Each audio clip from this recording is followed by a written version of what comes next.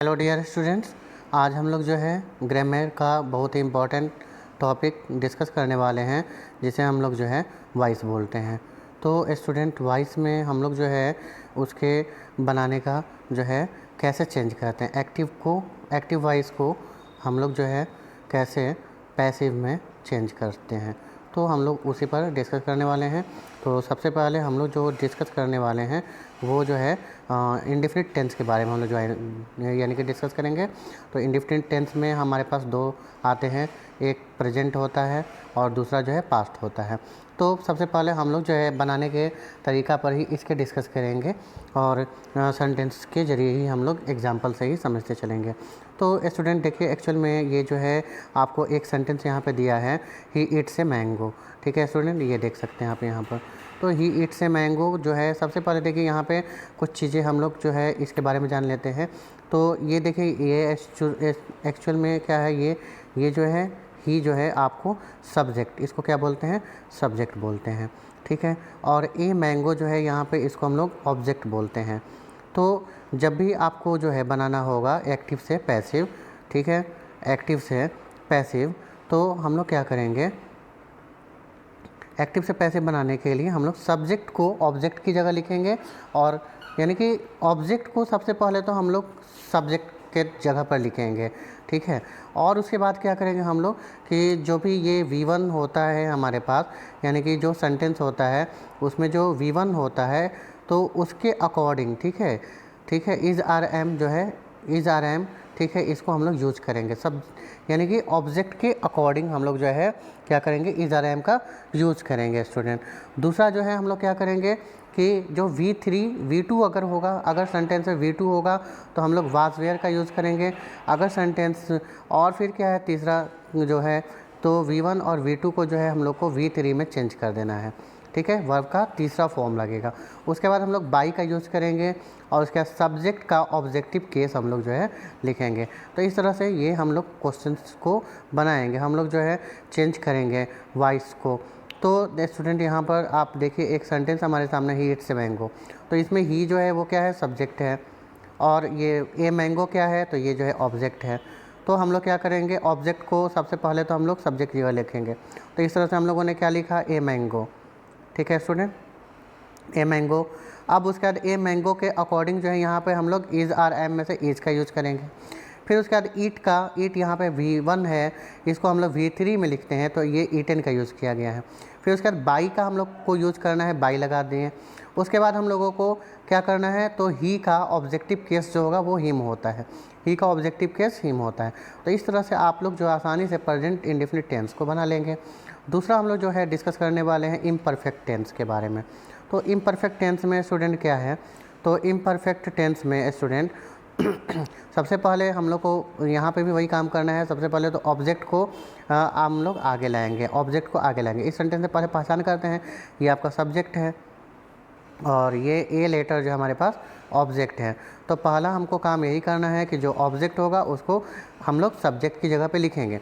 उसके बाद जो है ऑक्सिलरी वर्ब जो भी होगा, जो भी आपको हेल्प में ऑक्सिलरी वर्ब होंगे, हेल्पिंग वर्ब होंगे, उनको हम लोग क्या करते हैं कि उसको वहाँ पे हम लोग उतार लेते हैं, यानी कि उसको हम लोग लिख देते हैं। फिर बीइंग का यूज करते हैं, ठीक है, फिर बीइंग का यूज करते हैं।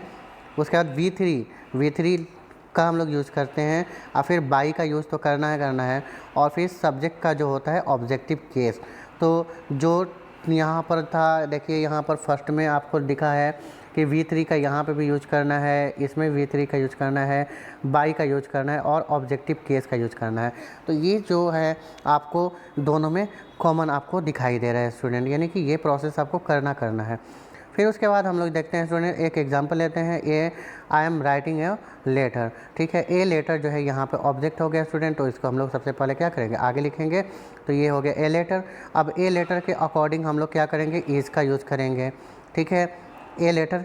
और राइटिंग, एक्चुअल में राइटिंग ये present indefinite present continuous tense में काम हो रहा है स्टूडेंट, तो इसलिए हम लोग इसमें क्या करेंगे, इज़ का यूज़ करेंगे। ठीक है, इज़, ए लेटर के अकॉर्डिंग हम लोग जो है इज़ का यूज किए।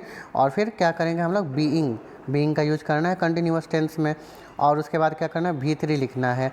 तो वर्ब हमारा राइट है, राइटिंग है, और राइटिंग का V3 जो होगा रिटन होगा, और उसके बाद फिर बाई का यूज करना है, और फिर आई का ऑब्जेक्टिव केस जो होगा स्टूडेंट वो मी होता है। तो इस तरह से ये हम लोगों ने ये इम्परफेक्ट सेंटेंस या फिर इम्परफेक्ट सेंटेंस में हम लोगों ने प्रेजेंट और पास्ट दोनों के बारे में स्टडी किया। ठीक है, तो हम लोग अब नेक्स्ट जो है स्टूडेंट वो क्या करते हैं, परफेक्ट टेंस के बारे में बात करते हैं। तो स्टूडेंट्स जो है ये परफेक्ट टेंस में क्या करेंगे, सबसे पहले फिर वही काम हम लोग करेंगे। ऑब्जेक्ट तो आपको उसको आगे लाना है, फिर उसके बाद ऑक्सिलरी। ठीक है, उसके बाद हम लोग को क्या करना है, ऑक्सिलरी। हम लोग को क्या करना है स्टूडेंट, तो ऑक्सिलरी का यूज़ करना है कि ऑक्सिलरी वर्ब जो भी होगा वो लगेगा, यानी कि ऑक्सिलरी वर्ब इसमें हम लोग यूज़ करेंगे। ठीक है स्टूडेंट, उसके बाद क्या है, स्टूडेंट हम लोग को बीन का यूज़ करना होगा। हम लोग को क्या करना पड़ेगा स्टूडेंट, तो बीन का यूज़ करना पड़ेगा। तो यहाँ पर 3 चीज़ें आ गई, पहले ऑब्जेक्ट को पहले लिखेंगे, उसके बाद ऑक्सिलरीज का यूज़ करेंगे, फिर उसके बाद जो है बीन का यूज़ करेंगे, फिर V3 का यूज़ करेंगे, और फिर बाई का यूज़ करेंगे, और फिर सब्जेक्ट का ऑब्जेक्टिव केस तो लिखना ही लिखना है। तो इसमें हम लोग एग्जांपल के तौर पे एक क्वेश्चन ले लेते हैं, यू हैव डन। ठीक है, you have done this work. ठीक है, तो यहाँ पे अगर आप देखें तो सब्जेक्ट कौन सा हो जाएगा स्टूडेंट, ऑब्जेक्ट कौन सा हो जाएगा, तो ऑब्जेक्ट यहाँ पर स्टूडेंट हो गया क्या, दिस वर्क। ठीक है, ये हो गया मेरा ऑब्जेक्ट स्टूडेंट। ठीक है, तो ये ऑब्जेक्ट हो गया दिस।